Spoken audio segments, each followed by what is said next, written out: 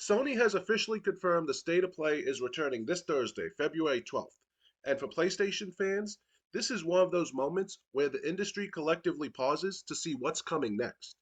After weeks of speculation, leaks, and nonstop rumor mill chatter, Sony finally pulled the curtain back and locked in a date, signaling that it's time to take a serious look at what the PlayStation brand has lined up for the months ahead. State of Play has carved out a very specific role in Sony's event lineup over the years. This isn't a massive PlayStation showcase where every studio empties the vault all at once, but that doesn't make it any less important. These presentations are typically more focused, more curated, and often more revealing than people expect. They usually run somewhere around half an hour, sometimes a little longer, and they're designed to highlight a mix of first party updates, third party announcements, and occasionally something brand new that no one saw coming. What makes this particular state of play interesting is its timing. We're early in the year, which usually means Sony is setting the tone for what PlayStation owners should expect moving forward.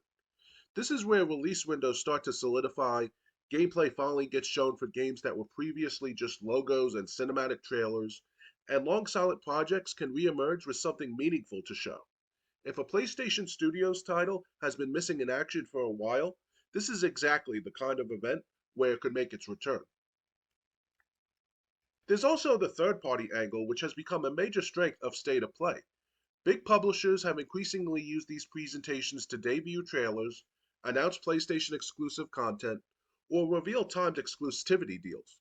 Even when a game is multi platform, Sony often secures the marketing spotlight here, making State of Play feel like a hub for major industry announcements rather than just a first party update show. That blend of PlayStation Studios and third party support is what keeps these events unpredictable.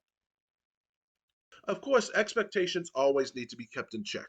This is still a state of play, not a full scale showcase, so it's unlikely we'll see new hardware announcements or a flood of massive studio reveals back to back. That said, Sony has a history of slipping in one or two surprises that completely dominate the post show conversation. Whether it's an unexpected release date, a gameplay reveal that finally answers lingering questions, or a brand new announcement that no one leaked ahead of time, there's almost always at least one moment that makes watching live feel worth it. The presentation will air Thursday, February 12th, streaming on PlayStation's official YouTube and Twitch channels. And if you're invested in PlayStation's future, even casually, this is one you'll want on your radar. Whether you watch live or catch the highlights afterward, this state of play is likely going to shape the conversation around PlayStation for the next several months. Once the show wraps up, I'll be diving deep into everything that was announced, breaking down what actually matters, what's pure hype, and what it all means for PlayStation moving forward. If you enjoyed the video and found it helpful, make sure to give it a thumbs up, subscribe to the channel, and ring that notification bell so you don't miss any future uploads. And if you want to support the channel even more, check out my Patreon, where the latest exclusive is a deep dive review of Metal Gear Solid, looking at how that game didn't just succeed on its own, but actually revived what was originally the Metal Gear franchise and set the foundation for everything that followed.